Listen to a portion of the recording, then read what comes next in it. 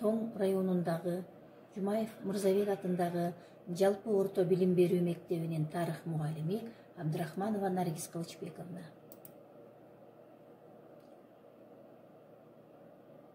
Саламатсыңарбы балдар? Кутмандуу күнүңөр менен. Бүгүн биз адам жана коом сабагынан экономикага киришүү бөлүгүнөн сабак өтөбүз балдар.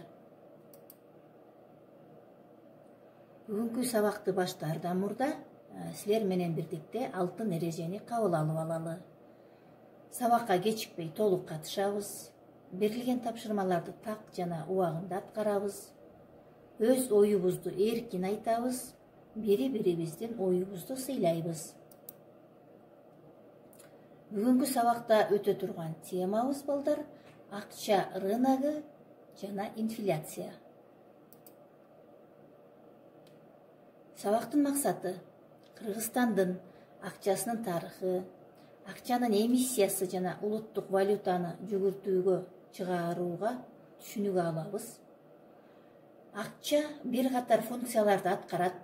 Ушул функциялар тууралуу түшүнөбүз. Инфляциянын кесепеттери жөнүндө толук маалымат алабыз. Кыргызстандын акчасынын тарыхы. Кыргызстанда акча каражаттарынын пайда болушу байыркы түрк каганатынын пайда болушу менен байланыштуу. 7-8 кылымда Кыргызстанда өзүнүн акча каражаттарын чыгаруу зарылчылыгы пайда болгон. Биринчи жолу акча эмиссиясы менен Түргөш каганатынын өкмөт башчылары иш алып барган. Түргөш монеталары биринчи жолу 8 кылымдын 30-жылдары чыгарылгандыгын илимпоз тарыхчылар далилдеген. Монеталар Чүй өрөөнүндөгү Красная речка жана Акбешим шаарчаларында, Талас өрөөнүндөгү байыркы Таразда, Жети суунун ири шаарларында табылган. Акча термининин алгачкы документте чагылдырылып колдонулушу байыркы Энисей кыргыздары жашаган Минусин ойдуңунан табылган жана Тан империясынын 713-748 жылдардагы дооруна туура келген. Кыргызстан Союздук Республика шартында СССРдин курамына киргенден кийин 1938 жылдын үлгүсүндөгү 1, 3 жана 5 сом наркындагы советтик акча белгилеринде биринчи жолу кыргыз тилиндеги сом деген жазуу пайда болгон. Азыр балдар акчанын эмиссиясы жана улуттук валютаны жүгүртүүгө чыгаруу жөнүндө түшүнүк алабыз. Ар бир өлкө өз акча бирдигине ээ. Улуттук валюта көз карандысыз мамлекеттин атрибуттарынын бири. Акча белгилерин жүгүртүүгө чыгаруу эмиссия деп аталат. Сом Кыргыз Республикасынын аймагындагы жалгыз төлөө каражаты болуп саналат. Кыргыз Республикасынын өкмөтүнүн сунушунун негизинде Кыргыз Республикасынын Жогорку Кеңешинин 1993 жылдын 3 майында улуттук валютаны киргизүү жөнүндө Кыргыз Республикасынын өкмөтүнүн сунушу тууралуу токтому кабыл алынган. 1993 жылдын 10 майында Кыргызстан өз валютасын кыргыз сомун жүгүртүүгө чыгарган. Акча жалпы эквивалент милдетин аткаруучу өзгөчө товар. Акчанын милдеттери нарк чени, жүгүртүү каражаты, байлык топтоо, төлөм каражаты жана дүйнөлүк акча. Акчанын белгиси алтын же күмүш акчанын ордуна жүгүртүлүүчү нарксыз кагаз акча, кем баа, монета жана башка нарк белгиси. Акча жүгүртүү. Жүгүртүү жана төлөм каражаттары иретинде акчанын товарды алмаштырылышы. Акча капиталы. Өнөр жай капиталынын ирээттүү айланышынын баштапкы жана акыркы фазаларындагы түрү. Акча капиталынын негизги түрү суда капиталы болуп эсептелет.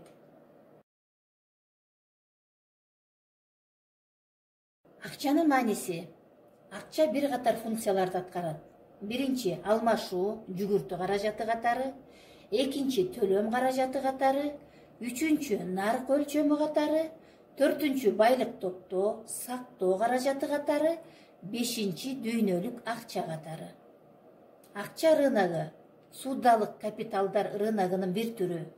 Акча рыногунун негизги сатуучулары жеке адамдар, сатып алуучулары фирмалар, ишкер адамдар, ал эми далдалчылары болуп банктар саналат. Депозит латын сөзүнөн депозиум, аманат, буюм дегенди билгизет. Биринчи, мамлекеттик мекемеге түшүүчү жана белгилүү шартта ээсине берилүүчү мүлк. Экинчи, банк менен сактык кассадагы аманат. Азыр балдар инфляция жөнүндө түшүнүк алабыз. Инфляция латындын инфлятио, ашып ташуу. Кагаз акчаны артык баш чыгаруудан жүгүртүү чөйрөсүндө акчанын ашып калышы. Инфляциянын баалардын өсүш темпи боюнча түрлөрү. Биринчи, нормалдуу инфляция. Инфляциянын жылына 3,5% өсүшү. Экинчи, жай инфляция. Инфляциянын жылына 10%га чейинки көтөрүлүшү. Үчүнчү, тез инфляция. Инфляциянын жылына 20-100%га өсүшү. Төртүнчү, гиперинфляция. Бул 6 айдан ашуун созулган инфляциянын айына 50%га өсүшү. Гиперинфляциянын тушунда акчалардын наркы ушунчалык тез түшүп кеткендиктен алар өзлөрүнүн башкы функцияларын аткара албай калышат. Бартерлер өсө баштайт.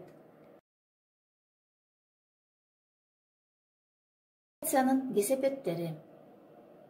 Күтүүсүздөн келген инфляция, эгерде салымдар боюнча пайыздар, дивидендтер инфляциянын темпине жараша өспөсө, накталай аманат ээлери, катталган кирешеси менен финансы активдерин кармап туруучулар каттуу жабыркайт.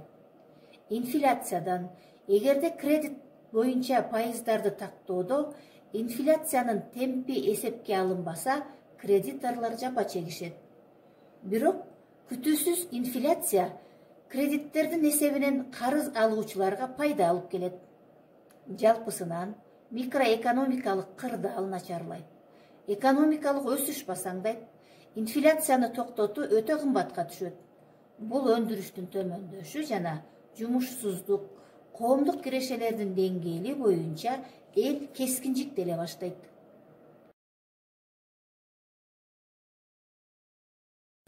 Инфляцияга каршы чаралар системасы. Ар кандай өлкөлөр бул маселени өз алдынча чечет. Кирешелердин индексациясы, баалардын өсүшүнө көзөмөл кылуу, эмгек акынын өсүшүн инфляциянын өсүшүнө жараша коюу, бааларды жана эмгек акыны кармап туруу, монополияга каршы чараларды күчөтүү жана бааларды чектөө, баалар менен эмгек акынын катышын көзөмөл кылуу жана башкалар менен жөнгө салынат.